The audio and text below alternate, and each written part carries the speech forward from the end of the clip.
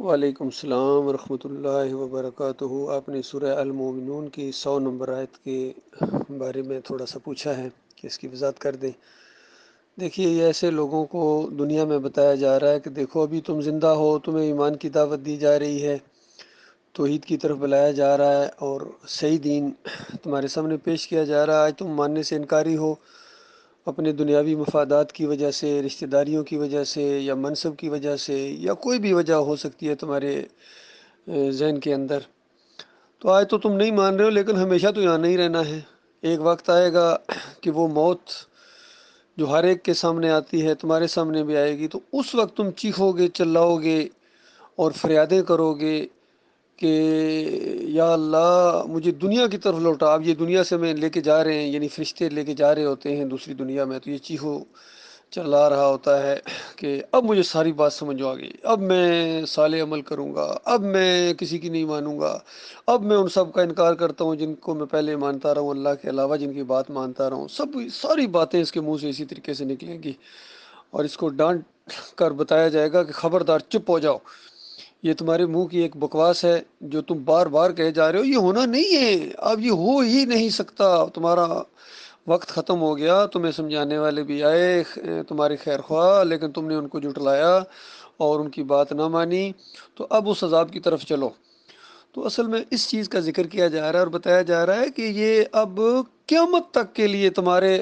درمیان، یعنی وہ اس دنیا کو جس کو چھوڑ آئے ہو اور جدھر تم جا رہے ہو، اس کے درمیان ایک پردہ حائل ہو گیا، ایک برزخ حائل ہوگی، ایک بیریئر حائل ہو گیا۔ اب تم کبھی نہیں وہاں جا سکتے ہو۔ ہاں، قیامت کے دن جب تمہیں زندہ کیا جائے گا، یعنی تمہیں جسم اور روحیں میں آپس میں ملائی جائیں گی اور انسانوں کو، مردوں کو زندہ کیا جائے گا، سارے مردے زندہ ہوں گے، حساب کتاب اس وقت تک یہ آڑ ہے، اس سے پہلے نہیں ہو سکتا یہ۔ تو یہ اصل میں باتیں ہیں۔ ابھی جو گفتگو ہو رہی ہے گروپ کے اندر، وہ بھی یہی ہے کہ ان کو کتنا ہم سمجھا رہے ہیں کہ دیکھو اللہ کے ساتھ شرک نہ کرو، شرک ناقابل معافی جرم ہے، اور انبیاء توحید پھیلانے آئے تھے۔ نبی علیہ السلام نے تو لعنت بھیجی، اور ایسے موقع پر لعنت بھیجی جب بالکل زندگی کے آخری دن تھے اور انتہائی پریشانی کا عالم تھا۔ عائشہ رضی اللہ تعالیٰ عنہا بیان کرتی ہیں، کبھی چادر اوڑھتے ہیں، کبھی پیچھے ہٹاتے ہیں، اور منہ سے ایک بات جاری ہے، لعن اللہ الیہود والنصارى اتخذوا قبور الانبیاء والصالحین مساجدا، کہ اللہ کی لعنت ان یہودیوں کے اوپر، عیسائیوں کے اوپر، انہوں نے اپنے انبیاء اور صالحین کی قبروں کو جا کے سجدے کیے ہیں۔ بتاؤ اللہ کے بندو، جو انبیاء کی قبروں کو جب کوئی قوم سجدے کرتے کیوں کرتی ہے؟ بیچ میں نبی کی وجہ سے کہ نبی کی لاش یہاں پڑی ہوئی ہے، نبی یہاں دفن ہے، اس وجہ سے وہاں آ کے سجدے کرتے ہیں۔ تو حالانکہ جو بھی نیک لوگوں اور انبیاء کو پوجتے پکارتے رہے ہیں، تو وہ تو آگے سے اپنا دفاع نہیں کر سکتے، وہ تو نہیں بتا سکتے تم کیا کر رہے ہو۔ ہاں، منع کر کے گئے ہیں وہ دنیا کے اندر ہمیشہ، جتنے انبیاء گزرے ہیں۔ اور اگر شائبہ تک کوئی قوم نبی کے سامنے شرک کا کرتی تھی، تو نبی چیخ اٹھتے تھے کہ یہ تم نے کیا کر دیا، سبحان اللہ سبحان اللہ سبحان اللہ کہنا شروع کر دیتے تھے۔ نبی صلی اللہ علیہ وآلہ وسلم اس قدر چوکنے ہوتے تھے اس معاملے میں۔ تو اب چونکہ وہ مرنے کے بعد تو کچھ نہیں آگے سے کر سکتے ہیں، تو جنہوں نے مرنے کے بعد انبیاء کی قبروں کے سامنے سجدے کیے، ان پر تو نبی علیہ السلام لعنت بھیجیں۔ تو بتاؤ اللہ کے بندو، اس سے بڑا جرم ہے، یقین کیجئے، کسی زندہ نبی کے اوپر یہ الزام لگانا کہ اس نبی نے سجدہ کیا اللہ کے علاوہ کسی اور انسان کو، اور پھر دوسرے نبی کو سجدہ کی، اس سے اوپر جرم ہے۔ پھر دونوں نبی آپس میں خوش ہو گئے اور اللہ بھی خوش ہو گیا۔ کیسی بدبختی ان کے حصوں میں آئی ہے، خاص کر محمد حنیف کے حصے میں کتنی بڑی بدبختی آئی ہے، اور اس کا اقتدار ختم ہو گیا آخر جا کے، اور اسی شرک کی حالت میں اس کی اگر موت آ گئی، ابھی چند لمحے ہیں اس کے پاس، وہ سانسیں آ جا رہی ہیں، اگر توبہ کر لے تو اس کی جان بچ سکتی ہے، لیکن اگر اسی شرک کی حالت میں موت آ گئی تو یہ چیخے گا، چلائے گا، جیسے فرشتے اس کے سامنے آئیں گے اور بار بار چیخے گا، اور ان کو سب سے زیادہ تکلیف ہوگی، کیونکہ باقی سارے شرک جتنے تھے ان سے انہوں نے بیزاری کا اعلان کیا، بڑی لوگوں کی باتیں برداشت کی، تکلیفیں برداشت کی، جان مال لگانے کی کوشش کی، تو اس کے بعد بھی پھر ایک شرک رہ جائے، اور اس حالت میں کہ جو بتانے والے نے بتایا بھی، ڈاکٹر مسعود الدین عثمانی رحمۃ اللہ علیہ بحثیں کرتے رہے، ان کی تقریریں بھی سامنے آ گئیں، ان کے درس سامنے آ گئے، لیکن یہ کہہ کے محمد حنیف صاحب نے انکار کر دیا کہ یہ ان کی آواز ہی کوئی نہیں ہے جی، وہ ایسی بات کہہ ہی نہیں سکتے، کل یہ کہنا شروع ہو جائیں گے کہ ڈاکٹر عثمانی رحمۃ اللہ علیہ نے احمد بن حنبل کو کافر مشرک نہیں کہا تھا، طاغوت نہیں کہا، وہ ایسی بات کہہ ہی نہیں سکتے، یہ جتنی وہ پھر سوال و جواب ہوں گے، جتنی چیزیں ہوں گی سب کو کہنا، یہ ان کی آواز ہی نہیں، تو ایسی بات نہیں ہے،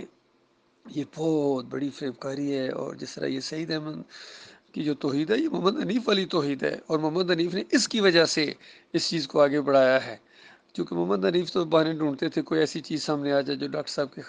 خلاف یا اس سے بڑا عالم ثابت کرنے کے لیے اپنے آپ کو آگے بڑھیں، تو سعید احمد نے یہ ان کو مواد فراہم کیا، اور وہ ان کے اعتماد کے اوپر، سعید کے اعتماد کے اوپر اور آگے بڑھتے جائے، اس طرح یہ دونوں نے مل کے یہ کھیل کھیلا ہے۔ اور جو حبل اللہ کے اندر انہوں نے مضمون لکھا، جب یہ پکڑا گیا تو اس کے بعد دونوں انکاری ہو گئے، وہ محمد حنیف کہتا ہے کہ ہاں کسی اور نے لکھا تھا، ہم نے تھوڑی بہت اس کی سیٹنگ کی تھی، اور سعید کہتا ہے نہیں نہیں اسی نے لکھا تھا، تو اندازہ لگا اس پر بھی ان کا جھگڑا ہو گیا، اور اب دونوں ایک ہو گئے اس اللہ کی توحید کے مقابلے میں، ایمان خالص کے مقابلے میں انہوں نے ایکا کر لیا۔ اور اب پتہ چلا ہے کہ جب انہوں نے فتویٰ دیا تھا کہ جو یوسف علیہ السلام کو سجدہ نہیں مانتا اور اللہ کے سجدے کا قائل ہے، وہ توحید سے نابلد ہے۔ دیکھیں ان کے دماغ کے اندر کیا گھوم رہا تھا، جس کی تشریح اب سعید احمد نے کھل کے کر دی ہے۔ تو یہ ہے ان کا معاملہ بھائی، ان کی توحید مشرکانہ ہے، یہ توحید کے اندھے ہیں، اور اسی وجہ سے ان کو مار پڑی ہے۔ ان کی کتنی عزت تھی پہلے، لیکن ساری دنیا کے سامنے اور سارے مومنوں کے دلوں کے اندر جو ان کے لیے نفرت پیدا ہو گئی ہے، بغض پیدا ہو گیا، وہ اسی شرک کی وجہ سے ہے۔ انہوں نے شرک کا انجیکشن دیا ہے جماعت کے اندر، مومنوں کی جماعت کے اندر جو شرک کا انجیکشن دے وہ بہت بڑا مجرم ہوتا ہے۔ جس طرح ابراہیم علیہ السلام کی جو ملت آگے چل رہی تھی، اس کے اندر عمر بن لئی الخزائی نے سب سے پہلے شرک کا انجیکشن دیا، اور نبی علیہ السلام نے فرمایا کہ مجھے دکھایا گیا ہے اس کو آنتوں کے اوپر یہ چل رہا ہے جہنم کی آگ کے اندر گدھے کی طرح، اس طرح اس کا یہ جو فعل تھا وہ برا سمجھا گیا، اور لوگوں کو بتایا گیا کہ اس کو اپنا بڑا ہیرو سمجھتے ہو۔ اور ڈاکٹر صاحب کہا کرتے تھے اسی نبی علیہ السلام کی سنت کے مطابق جو ان مسلمانوں کے اندر جس نے شرک کیا ہے عمر بن لئی الخزائی کی طرح، وہ احمد بن حنبل ہے جس نے عود روح فی القبر کا عقیدہ، اور اس احمد بن حنبل کے اوپر بھی وہی کچھ بیت رہی ہوگی جو عمر بن لئی الخزائی کے اوپر۔ اور اسی سنت کو آگے بڑھاتے ہوئے اب یہ بات کرتے رہتے ہیں کہ اس مومنوں کی جماعت کے اندر شرک لانے والا یہ محمد حنیف کے ساتھ اور سعید احمد کے ساتھ بھی یہی کچھ ہوگا جو عمر بن لئی الخزائی کے ساتھ اور احمد بن حنبل کے ساتھ ہوا ہے۔ اور ان کا صرف فرق یہ ہے کہ ان میں ابھی سانسیں آئی، یہ توبہ کر سکتے ہیں، یہ اس انجام سے بچ سکتے ہیں، یقین کیجیے، لیکن اگر یہ اسی عقیدے پر شرک کے اوپر ڈٹے رہے، اور زیادہ چانسز یہی ہیں کہ یہ ڈٹے رہیں گے کیونکہ انہوں نے اپنی انا کا مسئلہ بنا لیا ہے، تو پھر ان کے ساتھ بھی وہی انجام ہوگا، اور جو بھی ان کو مانے گا صحیح اور ان کی اس جماعت کے ساتھ چمٹا رہے گا، ان کی امارت کے ساتھ، اس کے ساتھ یہی انجام ہونے والا ہے۔ باقی اب ڈاکٹر عمر عبداللہ کے بارے میں سنا ہے کہ ان کو امیر بنایا گیا ہے، اور وہ ایک مجاہد کے بیٹے ہیں، ان کے اندر اگر وہ مجاہدانہ اوصاف کبھی جاگ پڑے وہ چنگاری، تو یہ سارا معاملہ ختم ہو سکتا ہے، جماعت پھر ساری کی ساری جماعت اکٹھی ہو سکتی ہے، یہ جتنے گروپ بنے وہ بھی واپس آ سکتے ہیں، غور و فکر اگر کریں گے تو پھر اسی طرح کی مضبوط جماعت بن سکتی ہے۔ اب معاملہ یہ ہے کہ باری باری اللہ تعالیٰ سب کی آزمائش لے رہے ہیں۔